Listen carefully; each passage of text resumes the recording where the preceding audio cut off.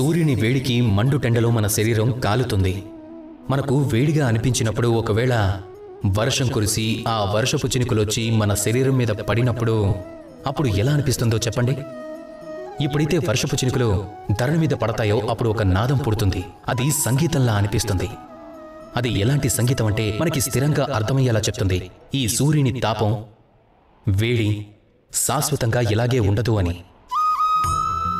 సూర్యుని కిరణాలలో ఎంత వేడి ఉన్నా సరే వర్షం వచ్చిందంటే ఆ కిరణాలను కూడా చల్లబరిచేస్తుంది.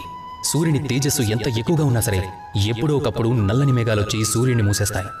దాని అర్థం ఈ ప్రకృతి మనకి నేర్పిస్తుంది, ఎవరి ప్రకాశమైనా ఎవరి మేధస్సునైనా శాశ్వతంగా నిలిచిపోనివ్వవు అని. అదే ఇప్పుడు అంధకారం విషయానికి వస్తే కనుక రాత్రిపూట చీకటిని కూడా ఒక చిన్న వెలుగు మాయం చేసేస్తుంది. దాని అర్థం అంధకారం కూడా శాశ్వతంగా నిలిచి ఉండదు అని. ఇప్పుడు మీకు అర్థమైందిగా? ఇప్పుడు మిమ్మల్ని 2 ప్రశ్నలు అడుగుతాను. మీ జీవితంలో ఎవరైనా శాశ్వతంగా మీతో ఉండనప్పుడు ఇక అభిమానం ఎందుకు? అలాగే జీవితంలో ప్రతి దుఃఖం, ప్రతి సంకటం, ప్రతి కష్టం ఏదో ఒక సమయంలో మిమ్మల్ని వదిలి వెళ్ళిపోయేది అన్నప్పుడు ఓటమిని ఎందుకు ఒప్పుకుంటారు?